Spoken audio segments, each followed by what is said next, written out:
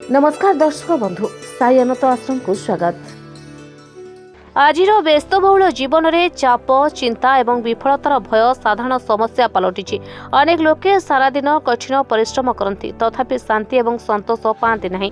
एही समय भगवत गीतार शिक्षा आमको सठिक दिग्दर्शन देखाए जहाँ जीवन में खुशी सफलता एवं आत्मविश्वास आनिबारे सहाय्य करे। आसंतु सेगुड़िक विषय जानिबा। प्रथम मंत्र आपण काम मध्य ध्यान दिंतु फलाफल विषय चिंता करतु नहीं। भगवत गीता कहे जे आमर अधिकार केवल आमर काम करिबा यार फलाफल उपरे नुहे।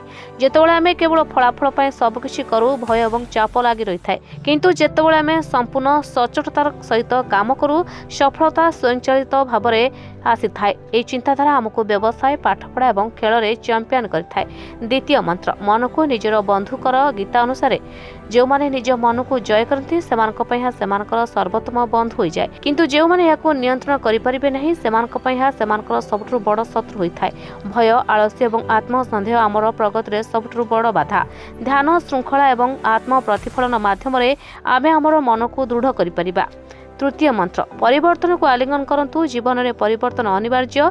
गीता शिक्षा दिए जे ए जगत में किछि स्थायी नुहे एपरिक आमर समस्या मध्य नुहे। जो माने परिवर्तन को भय करती से पछरे रही जाती। जो माने परिस्थिति सहित खाप खुआई पारती से ही सफल होती। शिखिबा एवं निजको उन्नत करबा हेउछि सफलतार प्रकृत चाबिकाठी। चतुर्थ मंत्र निर्भीक भाव में काम करंतु विफलतार भय अनेक स्वप्न को आरंभ करबा पूर्व हत्या करदे। गीता कहि किछि न करबा भूल करबा अपेक्षा खराब। प्रत्येक बड़ सफलता साहस सहित आरंभ हुए। चेष्टा करंतु शिखंतु एवं पुणी आगक बढ़ंतु यह होची विजयर पथ।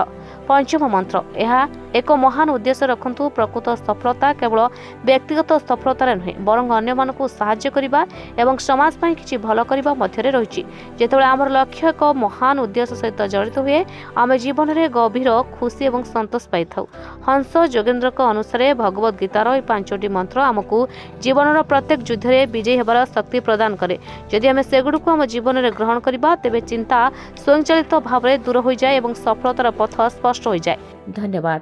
तमे पुओ को नहीं कि बाबा पाख आसला परे आपनकर कोन परिवर्तन हेछि पुओर जो गोड़ हाथ फाटुतला तार भी कोन परिवर्तन हेछि? हाँ मो एमती जड़े सांग पिला शुणी आपण पाक आस किंतु आसला मो पुओ दीर्घ 7 वर्ष है जो कष्टा भोगुला मोर हृदबोध हो 7 दिन गला भाया लगे तेणुक बहुत सल्व हो जाए। बाबा को कोटि कोटि प्रणाम आउ महावीरी पंचमुखी महावीरी हनुमान को मो स्वामी जहाँ कहले मुझे से कहूँ चाहूँगी तथा मोर अलग अनुभूति।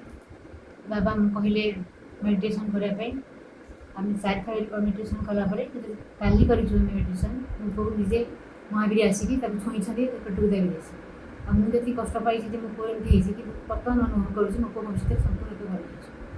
अच्छा पुओ एडी आसिले परे मोर जति माने कष्ट थिला म आगुरु जमा चाली पाउ नथली एडी जति सप्ताह भीतर आसिलेनी माने मते एते भल लागछि म चालियो छु बुलियो छु खेलियो सब भल लागछि आगु मु किछि करै